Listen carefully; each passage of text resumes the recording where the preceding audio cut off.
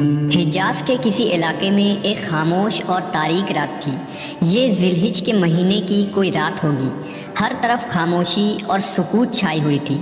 اللہ کے نبی حضرت ابراہیم علیہ السلام گہری نیند میں تھے کہ آپ کو ایک خواب آیا کہ جس طرح جانوروں کو ذبح کیا جاتا ہے بالکل اسی طرح آپ اپنے بیٹے اسماعیل کو ذبح کر رہے ہیں۔ آپ گھبرا کر اٹھ بیٹھے اور آپ پر لرزہ طاری ہو گیا۔ بالکل ایسا ہی خواب آپ کو کئی دنوں سے مسلسل آ رہا تھا۔ ابراہیم علیہ السلام کو اب یقین ہو چکا تھا کہ اللہ رب العزت انہیں کسی بڑے امتحان سے گزارنا چاہتے ہیں، اور وہ ایسی سخت آزمائش تھی جو کوئی باپ اپنے بیٹے کے متعلق وہم و گمان میں بھی نہیں لا سکتا۔ اسماعیل علیہ السلام کی قربانی کا یہ واقعہ کیا تھا اور اس واقعے میں چھپا انسانیت کے لیے عظیم پیغام کیا ہے؟ اس ویڈیو میں ہم ان چیزوں کو مکمل جاننے کی کوشش کریں گے۔ دراصل پیغمبروں کو اللہ نے جس طرح کائنات میں سب سے بلند مرتبے پر فائز کیا تھا، اسی طرح انہیں بڑی کٹھن منزلوں سے بھی گزرنا پڑا۔ حضرت ابراہیم علیہ السلام کو بھی اللہ نے بہت سارے آزمائشوں سے گزارا، جس میں آپ ثابت قدم رہے اور ان آزمائشوں میں پورا اتر کر تمام ادیان، مذاہب اور امتوں کے امام کہلائے۔ حضرت ابراہیم کی شادی آپ کی چچا زاد بی بی سارہ سے ہوئی تھی، لیکن کئی سال گزرنے کے باوجود بھی حضرت ابراہیم کو بی بی سارہ سے کوئی اولاد نہ ہوئی۔ نبوی مشن اور توحید کے پیغام کو آگے بڑھانے کے لیے حضرت ابراہیم کو ایک جانشین کی سخت ضرورت محسوس ہوئی۔ لہٰذا بی بی سارہ نے حضرت ابراہیم علیہ السلام کو مشورہ دیا کہ آپ ان کی ایک کنیز سے شادی کر لیں تاکہ ان کی نسل آگے بڑھ سکے۔ آپ نے ان کی ایک کنیز جس کا نام ہاجرہ تھا نکاح کر لیا۔ بی بی ہاجرہ سے ایک صالح اولاد کی پیدائش ہوئی جس کا نام آپ نے اسماعیل رکھا۔ اس وقت حضرت ابراہیم کی عمر 80 برس تھی اور آپ نے اولاد کے لیے اللہ سے بہت دعائیں اور التجا کی تھی۔ حضرت ابراہیم علیہ السلام نے حضرت اسماعیل کو بہت ناز و نیاز سے پالا اور ان سے بے پناہ محبت تھی۔ اللہ نے حضرت ابراہیم کو حکم دیا کہ آپ اپنی بیوی ہاجرہ اور بیٹے اسماعیل کو عرب کے جنوب میں گرم صحرا کے درمیان چھوڑ دیں۔ لہٰذا آپ نے بی بی ہاجرہ اور حضرت اسماعیل کو مکہ میں چھوڑ دیا، جہاں آپ ہمیشہ شام سے آیا کرتے اور اپنی بیوی بچے سے مل کر واپس چلے جاتے۔ اس طرح 13 سال کا طویل عرصہ گزر گیا اور حضرت اسماعیل علیہ السلام مکہ کی مقدس فضاؤں میں آب زمزم پی کر اور بی بی ہاجرہ کی آغوش میں تربیت پا کر خوبصورت جوان کی شکل میں کچھ بڑے ہو گئے۔ لہٰذا اللہ تبارک و تعالیٰ نے حضرت ابراہیم علیہ السلام کو آزمانے کا ارادہ کیا۔ آپ کو مسلسل 3 دن یہ خواب آیا کہ آپ اپنے بیٹے اسماعیل کو ذبح کر رہے ہیں۔ حضرت ابراہیم بہت پریشان ہوئے۔ آپ پر واضح وحی آ گئی کہ آپ اپنے جس اولاد کو اس قدر محبت کرتے ہیں اسے اللہ کی راہ میں قربان کرنا ہوگا۔ یہ ایک بہت بڑا امتحان تھا۔ حضرت اسماعیل آپ کے ایک لوتے بیٹے تھے۔ آپ کو بڑھاپے میں اولاد کی نعمت ملی تھی۔ اسماعیل اب کچھ بڑے ہو رہے تھے اور ابھی جوانی میں قدم رکھنے والے تھے اور اس عمر میں پہنچ گئے تھے کہ بڑھاپے میں اپنے والد کا کام کاج میں ہاتھ بٹا سکے۔ عین اسی وقت انہیں ذبح کرنے کا حکم ملا تھا۔ حضرت ابراہیم علیہ السلام کو اپنے بیٹے سے بے حد محبت تھی۔ اس کے باوجود آپ کے دل میں اللہ کی محبت سے بڑھ کر کسی اور کی محبت نہیں تھی۔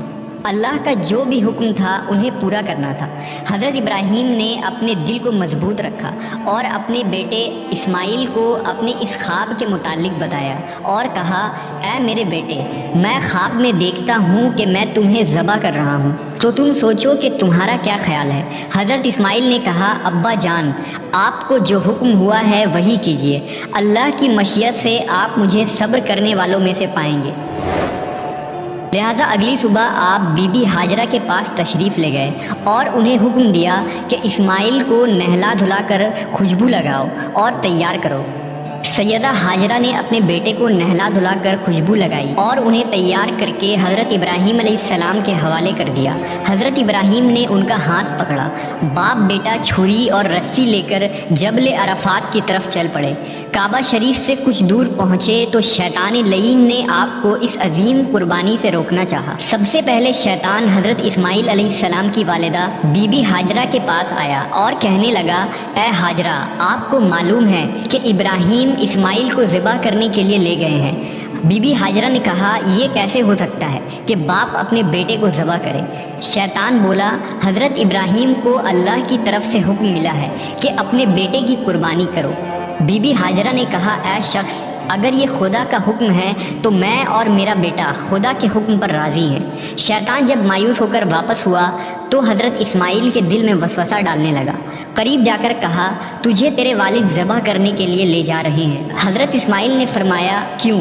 شیطان نے کہا، وہ سمجھتے ہیں کہ اللہ نے انہیں ایسا کرنے کا حکم دیا ہے۔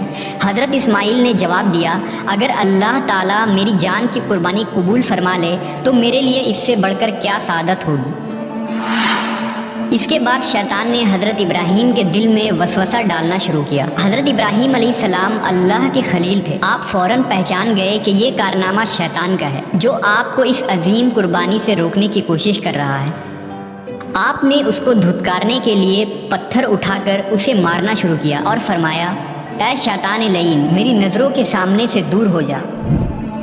اللہ کو حضرت ابراہیم علیہ السلام کا یہ عمل اتنا پسند آیا کہ قیامت تک حج کرنے والے حاجیوں کے لیے حکم فرما دیا کہ میرے پیارے خلیل حضرت ابراہیم علیہ السلام کی سنت کو زندہ رکھنے کے لیے یہاں پر شیطان کو 7 کنگر ماریں۔ لبیک اللہم لبیک، لبیک لا شریک لک لبیک۔